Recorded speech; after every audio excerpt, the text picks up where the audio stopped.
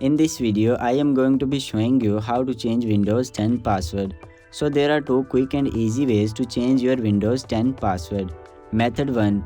Go to the search box to the bottom left corner of your screen. Click inside the search box and search for password. Now click on change your password. Once you click on it, this window opens up. Now click on sign in options. Click on password. Click on change button. Now to change your computer password, you need to enter your old password. Just enter your old password.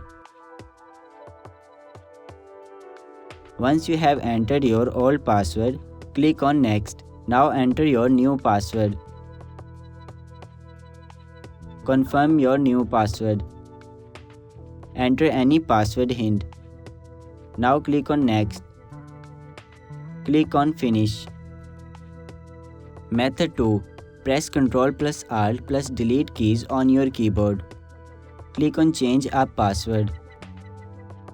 Now enter here your old password, new password, and re-enter to confirm your new password. Now click on this little arrow button to submit your information. As you can see that your Windows password is changed. So these are the two easy and quick methods to change your Windows 10 password. I hope this video helps you out.